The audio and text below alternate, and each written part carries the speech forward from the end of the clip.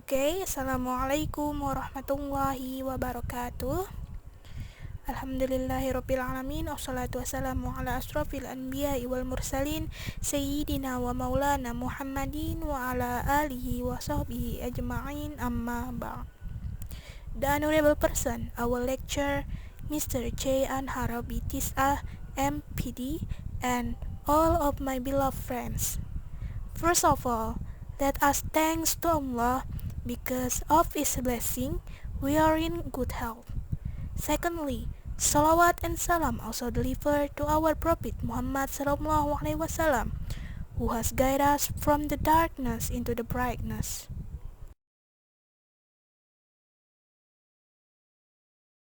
In this video we will discuss about language and brain development to fulfill the introduction to linguistic course.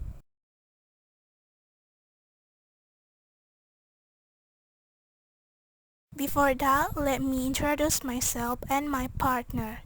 I'm Raisha Rahma and my partner is Rahman. We are from group 5.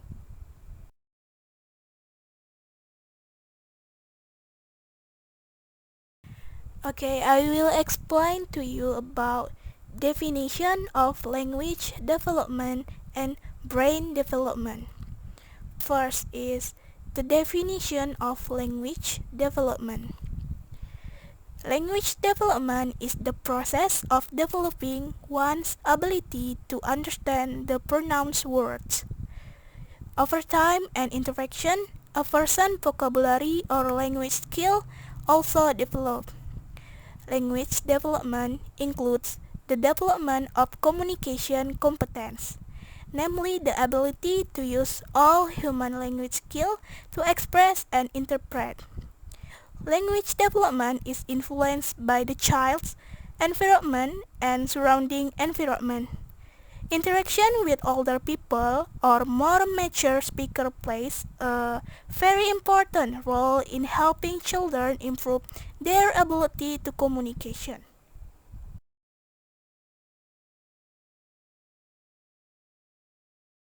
Next is definition of brain development. Brain development is one of the models of developing a brain-based human empowerment approach to improve the quality of life and productivity of human research. Brain development is a protected process that begins about 2 weeks after conception and continues into young adulthood 20 years later.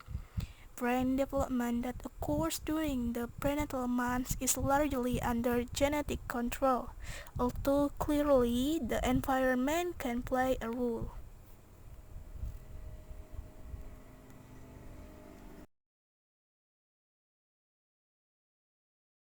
The next explanation is about study language in the brain. First is neurolinguistic. Neurolinguistic is an interdisciplinary field of study in linguistics and medical science that examines the relationship between the work of human brain to process language activities. Neurolinguistics focus on effort to create a neural program model, which is a reconstruction of the brain's work in processing speech, listening, reading, writing, and sign language activities. Neurolinguistics is deeply entwined with psycholinguistics, which is the study of language processing steps that are required for speaking and understanding word and sentence, learning first and later language, and also of language processing in this order of speech, language, and reading. Second is psycholinguistic. Psycholinguistic is the study of the mental aspect of language and speech. It is primarily concerned with the way in which language is represented and processed in the brain. Psycholinguistic is the study of the mental mechanisms that make it possible for people to use language. It is a scientific discipline whose goal is a coherent theory of the way in which language is produced and understood.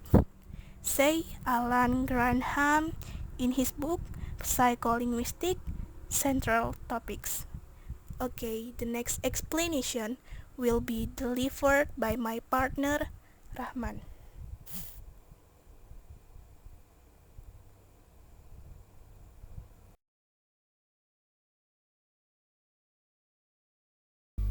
Okay, next explanation about functional localization of speech and language. Over the past couple of hundred years, most of what we know about how language is processed in the brain has come from studies of the functional consequence of localized brain injury due, due to stroke, head trauma, or localized degenerative disease. More recently, tools for functional imaging of the brain, such as fMRI, PET, MEG, and ERV, provide a new sort of evidence about the localization of mental processing in undamaged brains. All of these techniques have their limitation, and so far they have mainly confirmed, confirmed and refined earlier conceptions rather than revolution them. However, over the next few decade, the technique promised enormous strides in understanding how the brain works in general, and in particular how it creates and understand language. The taxonomy of language-related neurological problem or aphasia has been elaborated over the past decades. There are many named episodic syndrome with clear instruction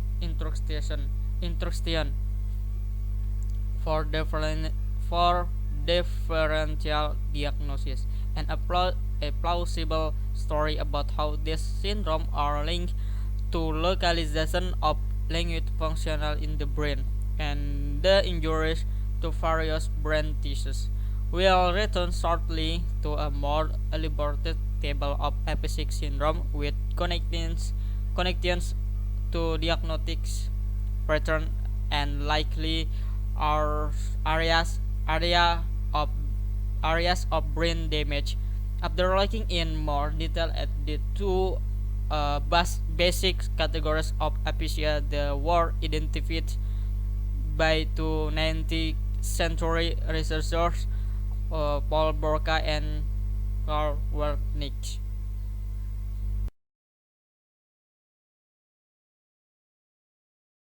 A connect explanation about Broca's aphasia and Wernicke's aphasia.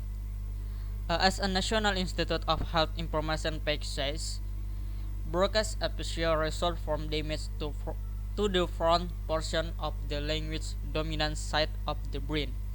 Aphasia means partial or total loss of the ability to articulate ideas due to brain damage.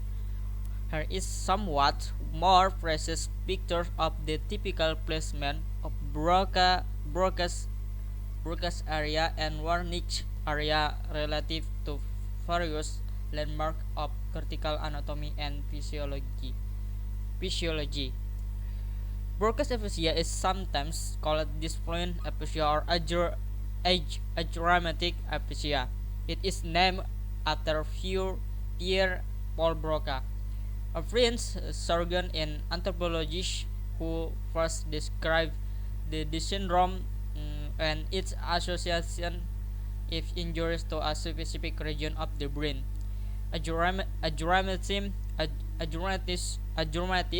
typical involves labored speech and a look of use of syntax in speech production and comprehension. Also, a patent who present with a dramatic production may not necessarily have a dramatic comprehension.